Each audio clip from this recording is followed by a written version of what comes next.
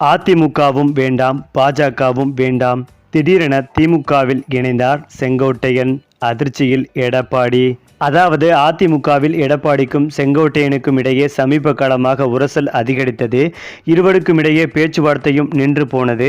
ஆனால் இந்த முருகல் நிலை தேவையற்றது. தலைவர்களே இப்படி உள்கட்சி பிரச்சனைகள் பொதுவெளியில் விவாதிக்கப்படுகிற அளவுக்கு நடந்து கொள்ள வேண்டுமா என்று எடப்பாடி மற்றும் செங்கோட்டையனிடம் சீனியர்கள் பேசியிருக்கிறார்கள்.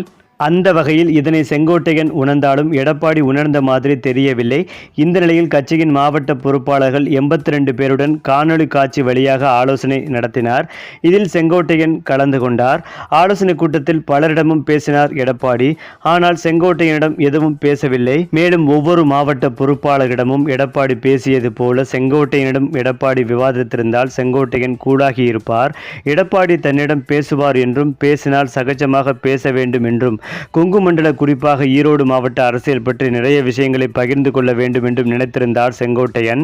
ஆனால் செங்கோட்டையனிடம் எடப்பாடி முகம் காட்டவில்லை. கூட்டம் முடியும் தருவாயில் அனைத்து மாவட்ட பொறுப்பாளர்களுக்கும் நன்றி சொல்லும் போது செங்கோட்டையனின் பெயரையும் சொன்னார்.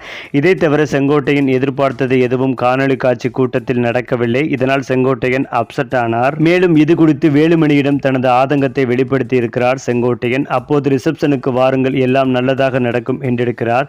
இது செங்கோட்டையனுக்கு நெருடல் இருந்தது. இந்த நிலையில் காணொலி காட்சியில் தம்மிடம் முகம் காட்டாமல் எடப்பாடி மறுத்த கோபம் செங்கோட்டையனிடம் இருந்தது. அதனால் ரிசப்ஷனில் எடப்பாடியின் முகத்தை கூட பார்க்க கூடாது என நினைத்துதான் எடப்பாடி வருவதற்கு முன்பு ரிசப்ஷனுக்கு வந்துவிட்டு உடனே கிளம்பி சென்று விட்டார் செங்கோட்டையன். இவர்களுக்கிடையே இருக்கும் அரசியல் எப்போது தீருமோ என்கிறார்கள் செங்கோட்டையனின் ஆதரவாளர்கள்.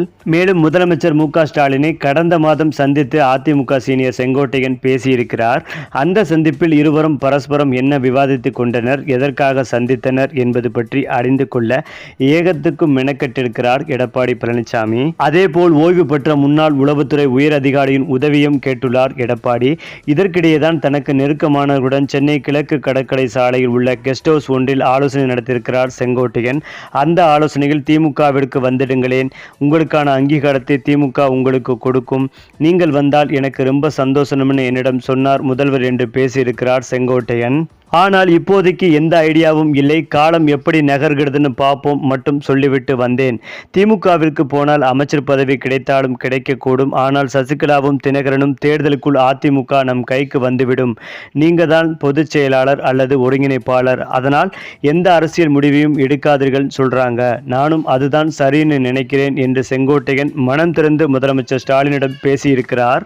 இந்த நிலையில்தான் கடந்த ஒரு மாதமாகவே எடப்பாடி எதற்கும் செவி சாய்க்காமல் அதிமுக ஒன்றிணைவது குறித்து எதை பற்றியும் யோசிக்காமல் அதிமுக தமக்குத்தான் என்று சுயநலமாகவே செயல்பட்டு வருகிறார். இது மற்ற அதிமுக முக்கிய புள்ளிகளிடமிருந்து ரகசியமாக பேச்சுவார்த்தை நடத்திய போதும் எடப்பாடி மனம் மாறியதாக தெரியவில்லை. இதனால் கோபமடைந்த செங்கோட்டையன் அதிமுகவும் வேண்டாம், இந்த பாஜகவும் வேண்டாம் என்று கருதி அதிமுகவிலிருந்து விலகி விரைவில் முதலமைச்சர் ஸ்டாலின் அவர்களை நேரில் சந்தித்து திமுகவில் செங்கோட்டையன் இணைய முடிவெடுத்திருப்பதாக ஒரு தகவல் சொல்லப்பட்டு வருகிறது. அப்படி செங்கோட்டையன் திமுகவில் இணைந்தால் ஸ்டாலின் முக்கிய பதவி கொடுப்பார் என்றும் எதிர்பார்க்கப்பட்டு வருகிறது. இந்த தகவல் அதிமுக தலைமையான எடப்பாடி அவர்களை அதிர்ச்சி அடைய வைத்து வருகிறது.